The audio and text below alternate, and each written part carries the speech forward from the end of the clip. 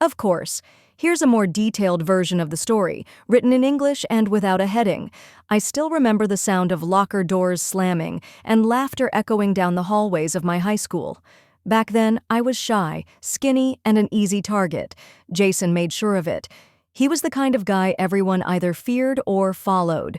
To him, I was nothing more than a daily punching bag, emotionally, sometimes physically. He tripped me in the halls, called me names in front of crowds, and spread rumors that followed me for years. I hated him, but I told myself that once high school ended, I'd leave it all behind. And I did, for a while. I moved to another city, worked hard, and built a life I was proud of. I met Emily during a work event. She was smart, beautiful, and kind, everything I thought I didn't deserve. But she saw something in me. We fell in love. Or at least I thought we did. We got married 2 years later. Life felt peaceful finally. It started subtly. Emily began staying late at work more often. Her phone was always on silent.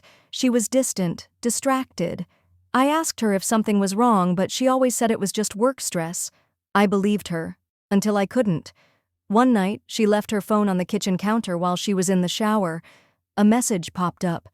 The name stopped me cold. Jason. My heart sank, and my hands shook. I opened the thread, and what I saw broke me. Messages going back weeks, photos, hotel plans, intimate words I hadn't heard from her in months. Not only had she betrayed me, but she'd done it with him, my high school bully, the man who once humiliated me in front of an entire cafeteria. I didn't cry. I didn't yell. Something inside me just turned off. I waited until I could think clearly.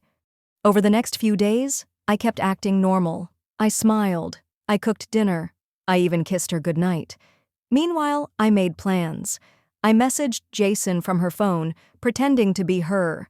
I told him to come over on Saturday while I'd be out shopping, said I had a surprise for him. He agreed, of course, arrogant as ever. Saturday came. Emily left, thinking it was a normal day. When Jason arrived, he looked confused to see me at the door, but not scared. He laughed, that same smug, mocking laugh that haunted me for years.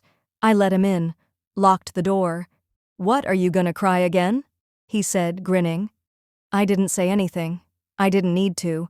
I pulled out my phone and played a voice recording I'd made earlier, a private conversation between Emily and me where she admitted everything. Then I showed him a folder of all their messages and photos. His smile slowly vanished. "I just wanted you to see what kind of man you are," I told him. "Because now, you're going to lose everything you thought you had control over." He tried to speak, but I cut him off. "Get out." He left. Emily came home an hour later to find her bags packed and sitting by the door. I handed her the divorce papers and said nothing. She tried to cry, to explain, to beg. I didn't even raise my voice. I just looked at her one last time and walked away.